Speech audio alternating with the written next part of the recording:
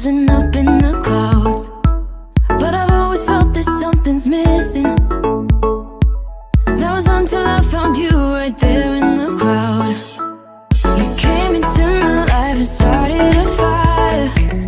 You made me feel like I could touch the sky. Oh, there's nothing missing now that you're my desire.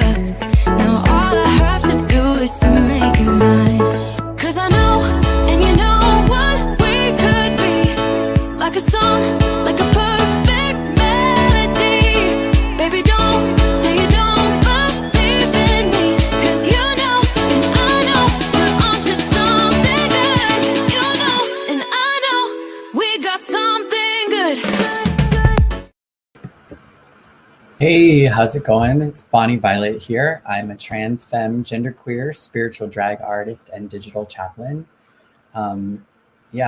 And so you have found yourself at Say Something Sundays, which is just an opportunity for me to take some time and share some thoughts and some things that are on my heart and my mind and my spirit, and really just an opportunity for me to, I think in a way to kind of like just pull together parts of myself and experiences that I'm going through right now, and just kind of sharing that process with you.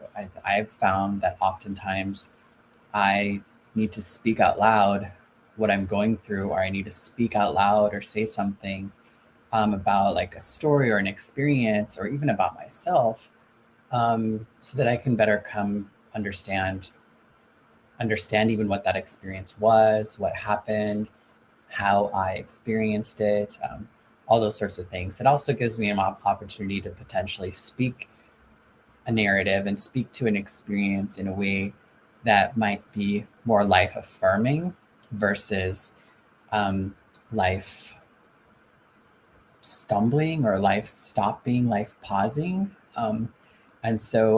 Or robbing maybe a little bit of my life. And so really just kind of being able to look honestly at something and move forward. And so this is the second season, and this is the second episode. And this is in the comments. And so I'll be talking for about the next 20 or 30 minutes about in the comments. Feel free to engage with me if you like, if you joined me live. Otherwise, just kick back, listen, and I would love to hear from you if you're listening later or watching later, what your experience is around some of the things that I'm talking about today. So in the comments is referencing the comment section of social media, whether it's YouTube or Facebook or Instagram or TikTok. And I'm sure if you're a member of the LGBTQ community, if you're a drag queen, if you're a person of color, if you're basically, I think if you're alive and you're on social media, you often have people in the comments saying things to you, about you, or about people like you, or kind of like all these sorts of things that I don't think are very kind. And I don't know necessarily like that people are out to hurt us intentionally, but I don't know. And that's kind of what I'm curious about, because this week, so I've been dealing with this for years, being on social media. And, some platforms used to be more than others. And now it seems like all of them, to some degree, the algorithms often put you in front of people. It seems like that they know will have a problem with you.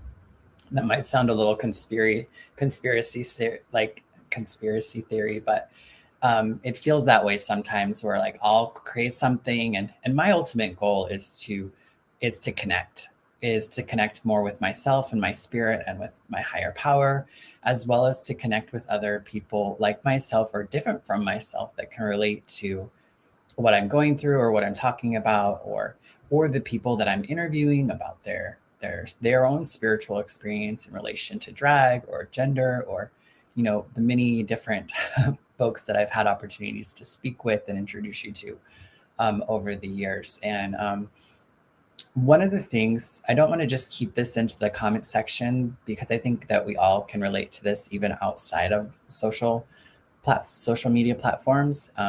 It seems like just being in society anymore kind of it's like those comment sections are just out on the street, and they're at the job, or they're at the wherever you go. It seems like there's just comment sections everywhere, and the comments aren't the comments in the comment sections. I think the comment sections are maybe a place that um, like for me, like so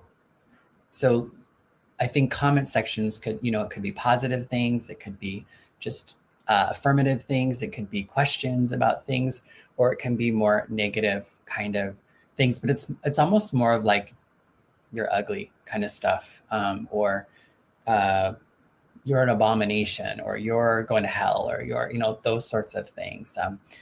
And there is an element of being able to like try to ignore or block or create some sort of censoring or filtering on these platforms so that you would see less of that negativity, or potentially be impacted less by that negativity. Or you can even just completely like block it out completely. You can just turn off the comment section on some platforms, say like YouTube. I'm on YouTube right now. Actually, I think I don't know. I'd have to look into that because I believe TikTok, you can also create a no comments on your profile, on your videos as well. I'm not sure about Instagram or Facebook, but I know that for YouTube you can. And I know that a lot of big, like I'm I'm just a little person. And I have like 250 some subscribers at this point in time. And so these are people that have like hundreds of thousands, and they tend, I mean, if you can think about just the amount of negative comments or comments that aren't helpful or useful, that they kind of go through. And I know some folks have just decided to altogether like turn off the comment section. And I've thought about that as well, because no matter how much I try to not let it impact me, it does. And some days more than others. I think, this week, someone very close to me in my life was diagnosed with cancer. And so I think that placed me in a little extra space of like vulnerability. And oftentimes I think much of life and much of our culture is that you tend to hear more criticisms about yourself, whether it's at work, you're constantly hearing about what you didn't do or what needed to be better, a lot less than hearing about what you did well or what accomplishments you have. And I think our culture in a lot of ways is very much that way. And I think it plays out in these, like people don't take the time to say positive things about you in those comments. And there are plenty of people, and I'm not saying that people need to do that. That's not my hope. That's not my goal. Is to put something out here and just get like love and affection. Do I hope that that's a byproduct as well? But ultimately, like I said, it's really about connection. It's about me being able to connect with people similar or different from myself to really kind of help, again, expand my understanding of myself in the world. So I really don't want to just eliminate access to me. I definitely want to create some boundaries. And so I have created certain filters to where certain words or things don't quite get to me, or I have to work really hard to find those comments, so that I have some sort of like barriers, if you will, or boundaries, I think some people would say, about when and how I can kind of go into that energy in a way that's not going to impact, like the stuff's going to come into me and stay in me, or internalize. I think that's a lot of what I do is I internalize it. I think there's some shame about, I think I have some shame about the fact that these would bug me.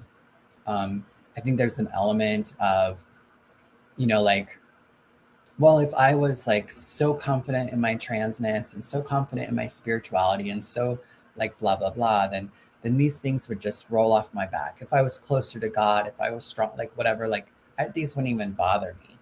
And I think there's an element of like, maybe that's the way it should be. But the reality of it is it gets to me sometimes.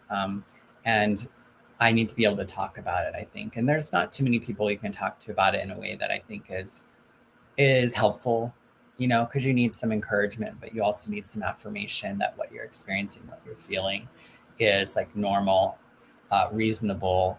And if you are a little like taking it a little too far, then somebody can kind of like, smack you around and help you realize that it's really not that serious. So not violent, not physical slap around, but like maybe could use different wording, but I think you get a sense of what I was saying. And so just take a deep breath. And where do I want to go with this? So it does seem like these comment sections are not just, these comments that people are making are not just in on social media. I feel like it's just out in the world, and you're hearing it constantly, how people want to tell you the way you're living your life or what you're doing, you shouldn't be allowed to, or it should be done different, or it's not right, or it's not okay. And I'm just surprised at like how and why people are so determined to make comments. Oftentimes I think you'll hear people say, or I've even said this myself, that, when people leave those things in the comments, they're actually saying more about themselves than they are saying about you. And I get that, like in my head, like I really kind of get that, that it's really more of a projection, or it's more of like a response to that person and how that person is in the world. And it just seems like there's a lot of people maybe who are kind of in that, I want to call it an unwell space. And just from like the point of view, there are plenty of things that I go through and I'll listen to or watch or whatever. And like, I'll want to like comment something that's like, whatever. And I usually like stop myself. But there are times I found myself this week getting sassy with people who were making comments on my socials in ways that I hear every day and all the time. But for whatever reason this week, I just felt like I needed to like clap back or something. And so I'm not saying it's like, when I say like it's that we're not well, like it's something that I am challenged by as well too. But I also know that I've also been able to respond and I think have a relationship with it in a way that's more healthier, that maybe I could decide to unsubscribe to friends or somebody I'm following or somebody who's following me. I could block them, or create some sort of like barrier to where they can just access me in those ways. I'm kind of losing my train of thought real quick. I saw that. So I apologize for that. So where am I at? So it is more of, I understand that it's more of a reflection on them than us. It does seem like there's a lot more of it. And I'm just really curious about what is causing it and what is creating it. And I don't feel like it's all that. I think in some ways there's probably a lot we can learn from it. For me, I have this belief that if there's something wrong in the world, that it's an our thing. Yes, I think there's individual aspects of it, but I think it's more of a manifestation of like our society or people as a whole. We can look over time and we can see trends, and like, like serial killers was a big thing, like in the 70s, I think. And like the way that those things were happening in that time, that people could kill multiple people over a period of time or a short period of time and not get caught for it. Or those sorts of things. There was an environment and a situation in which those things could happen that are no longer existent today, say like in the US. And I'm just kind of speaking from a very limited perspective and my understanding of the US. I don't know why I picked up serial killers, but as kind of the example, but that's what kind of like makes sense to me. And like, yes, and even in that, in and of that self, you know, I think a serial killer is, obviously there's some wrong and people, you want to label them a monster and those sorts of things, and there's obviously something unwell in that individual. But in my understanding, and not everyone who has similar experiences becomes dot dot dot or does this with that circumstance, but I don't think those people are created in a vacuum. I think that there are a lot of environmental, a lot of social, probably physical, biological things that kind of play into that. And so seeing that that was something that was happening in that time was more of kind of, I think, a manifestation of maybe a failing within people as a whole. Just like nowadays you have more of the kind of the mass shooting kind of phenomenon where people just go in and kill a big bunch of people. I think the fact that they are predominantly masculine or white men is probably, again, something to look at. Serial killers in a lot of ways was kind of more commonly, again, kind of white men as well. Anyway, I just think that there's probably something as a society that we could be looking at what is creating that within our people. And I think if we look at our politics, our politics are much like the comment sections of our social media. There is so many, I think, intersections, and I just think that there's something amiss in the world, and it's creating all of these, manifestations of things. I think, the AIDS epidemic and how it was able to come into a certain community and impact a certain community more so than any other community, that was a product of the way society looked at a group of people and valued a group of people. And so that makes that group of people more vulnerable. And if the right circumstances come into play, then that can, I guess, reproduce or transmit and really kind of cause a havoc, because again, it's kind of like dealing with people who are thought to be less than. And I think that's something that we're seeing happen a lot with trans people in this particular time, is kind of being and this is my perspective. Like I'm a trans person, so maybe that's why I am seeing it or feeling it that way. I'm also a person who is living with HIV.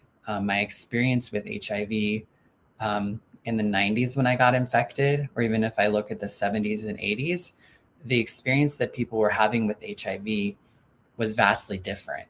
And a lot of that difference is how society and how communities and how groups of people were responding and engaging and contributing to that situation that was impacting a group of people. And I think I think there's kind of a similar thing around, say, transness, or there's other things where if there is an over and over failing to a group of people, or that it's a bigger picture thing, and it's something that our society is failing. And I think ultimately it comes down to this idea of somehow seeing people as less than. And I think what happens a lot is I've been in conversations with a lot of folks, because I tend to try to be somebody who tries to talk with people who are very different than myself. Me and my aunt, we have a podcast, and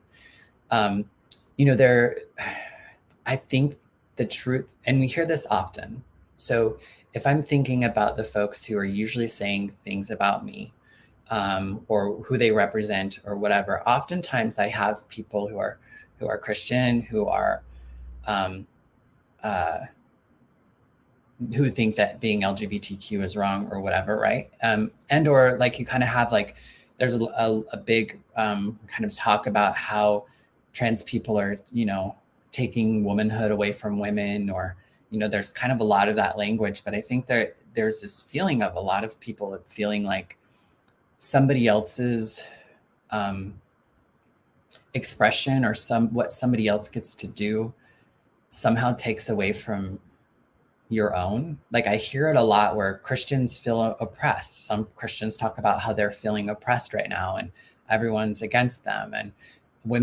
some women who are feeling oppressed by the trans community because we're taking over womanhood, or we're taking up space that women could be in, or, and all of this sort of stuff, I'm just find curious. I don't think that people are just making up shit that's not what they're experiencing and what is not their perception of their reality.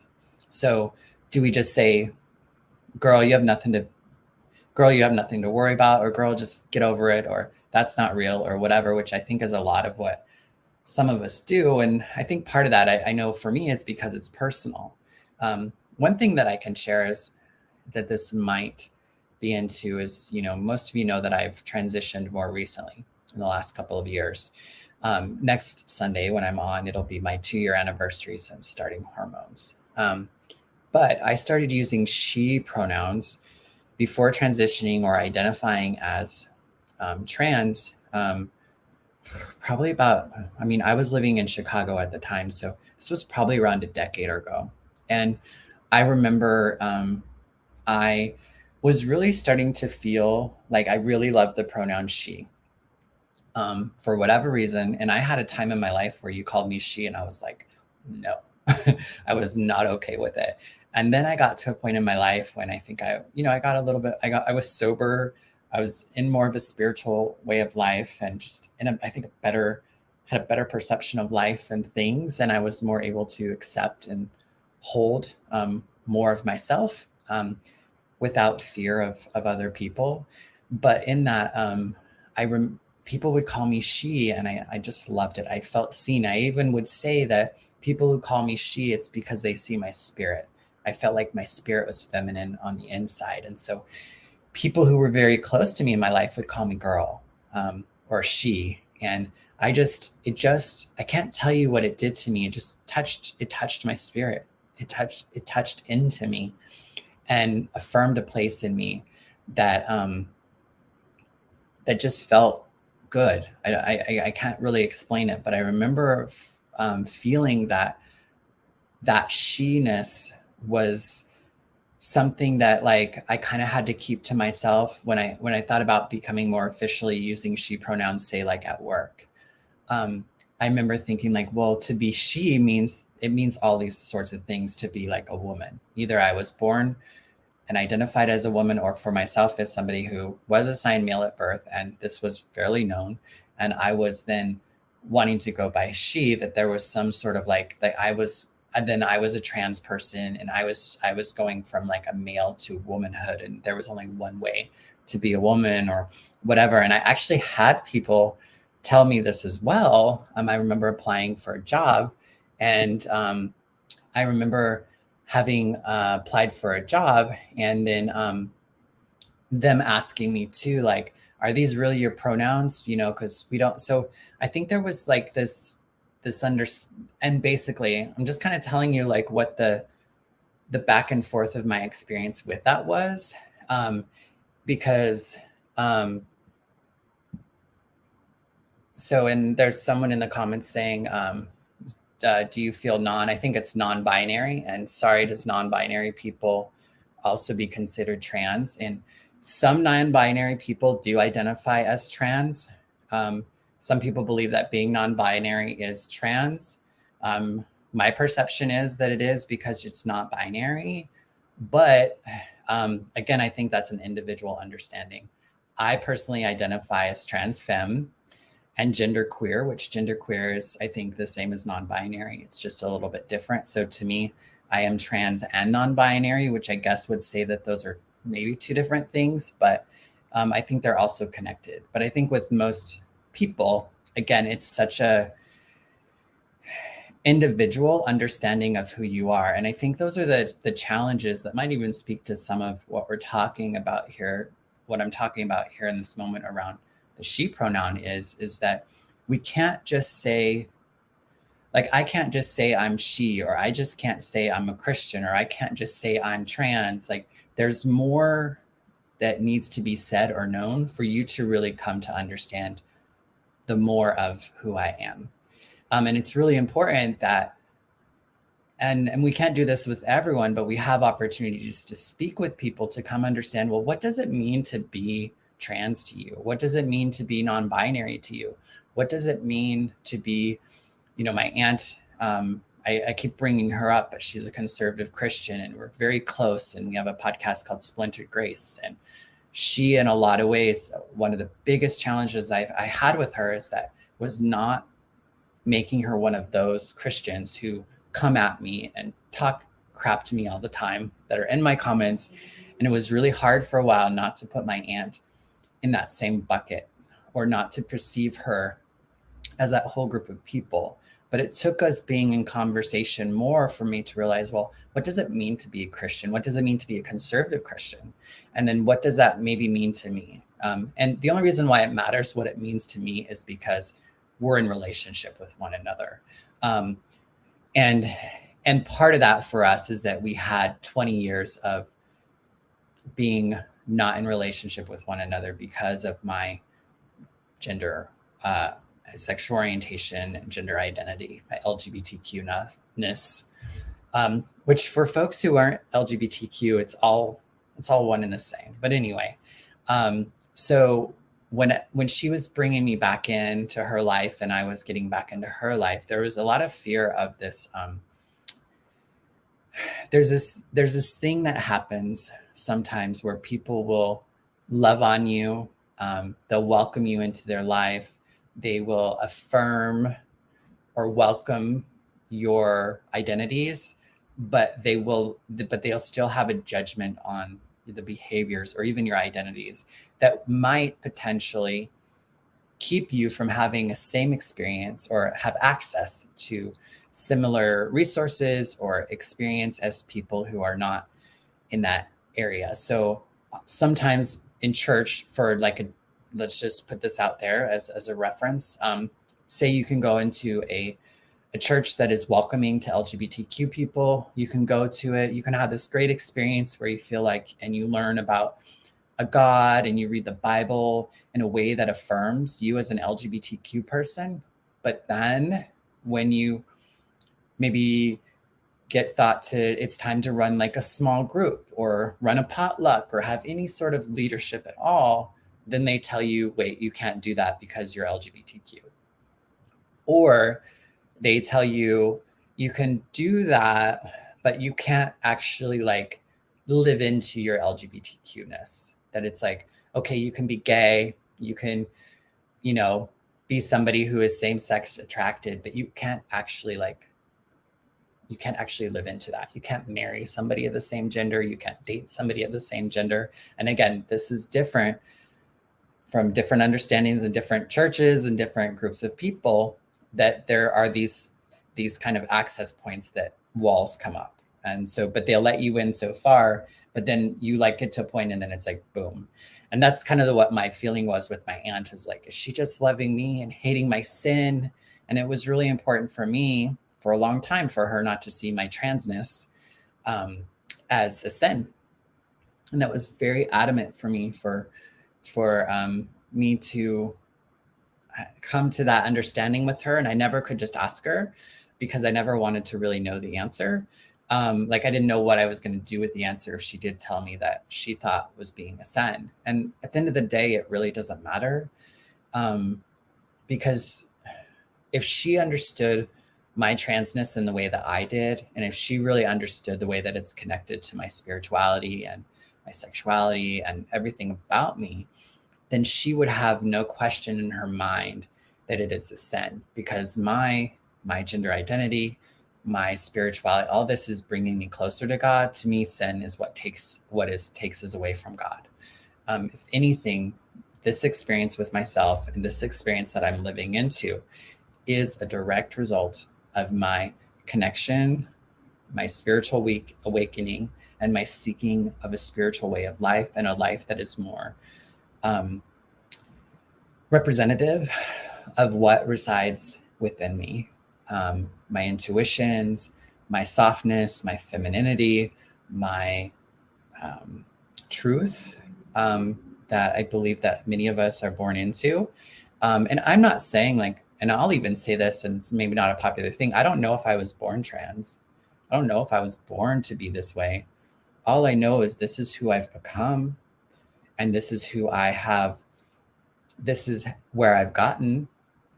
And I do believe that there were so many, again, I kind of talked about like environmental and societal things that I think afforded me, who's to know that if I was living today and was 10, 11, 12, or in my 20s or my 30s, if I would have maybe transitioned sooner. If I was born in a different family, if I would have been born in a different part of the country, if I would have been, all these sorts of things, maybe I would have identified as trans sooner, or maybe I wouldn't. I don't know.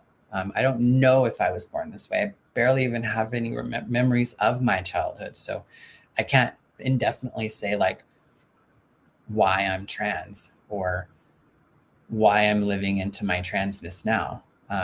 To me, being trans and living into my transness is the closest, again, if I have to say level or identity, that creates an environment and a perception and understanding of myself and the world that seems to land on me in a way that feels congruent or feels, I want to say correct, but it just lands on me in a way that feels good and authentic, which I feel like is one of those words that you hear a lot of, but yeah. So I kind of, I wanted to try to keep this to 33 minutes. And oftentimes with this, I'm going to come in with like a thought and then it might kind of go different places. And I loved that Jay Stonehouse that you popped in here a little bit and engaged with me.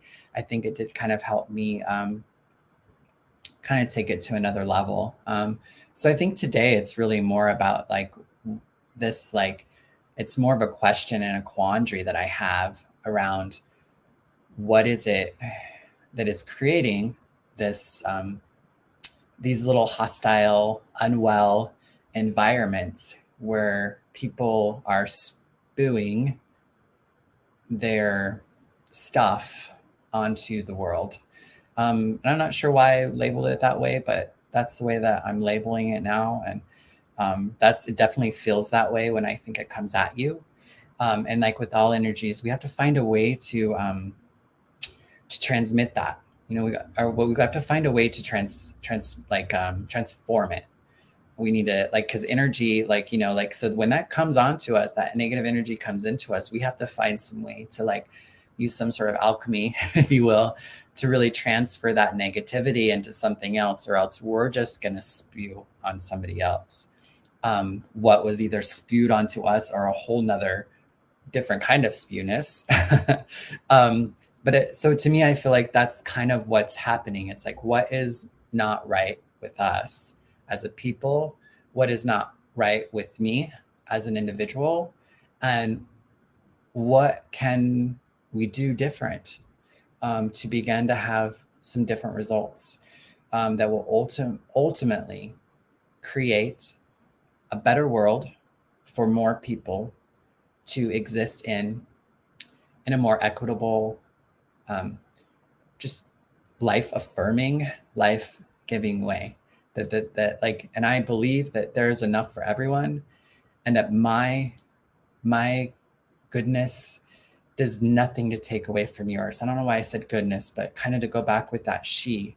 I did not identify for she for a long time because I had this belief or this understanding that somehow my she did take away from other she's she, if that makes sense.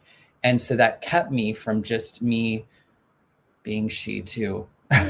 There's enough of everything in the world for us to exist together and in ways that doesn't have to take away from somebody else's experience. And I think the belief that I am at a loss of something because somebody else has something, that's a lie.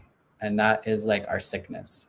And I think we have to really come to and understand. And I do think that we have to come to an experience where we can experience more abundance in our lives, so that we're not coming from a space of scarcity, because somehow there is some sort of belief in scarcity, that there's not enough for all of us, or somehow what you have takes away from my ability to have.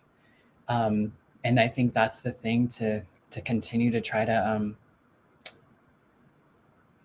come to know, and for me to kind of at least my perception right now is that's kind of my question, or kind of my thought, is just how will we begin to be different in the hopes for more of us to live happy, joyous, and free, which is what I believe is what we're all, it's all of our birthright. And I believe that's what our spirit or spirituality or creator wants for all of us. And we are somehow not allowing ourselves to have that experience with ourselves and with the world. And so I just feel like I'm trying to find ways for me to be happy, joyous, and free, and to not have any apologies for that, and not be afraid that I'm going to be stealing somebody else's, because that's kind of what's happening in those comment sections. If we're not careful, people are robbing us of their joy. And maybe that's why they're spewing on us, is because they're unable to experience joy. But joy has nothing to do with what's outside of us. It's an inside job. That's my belief. So if somebody's robbing my joy, it's really something that, I don't know, there's something in that for me to grow from and to learn from. I've went longer than I had planned, so I am going to say goodbye, but join me next week, same time, same place, if you want to join me live for Say Something Sundays. Check out the links in the description for past episodes. I would like to thank my Patreons who, and that was the wrong button, me and a queer chaplain. I have a number of podcasts where I talk to drag artists and trans people about their spirituality. As I mentioned, Splintered Grace podcast with my aunt, who is a conservative Christian. So anyway, check out the links in the description, and feel free to reach out if you have any questions or comments or anything like that. I'd love to hear from folks. It makes me feel like I'm not just shouting out into nothing. And if I am, that's okay. All right. Take care and bye-bye.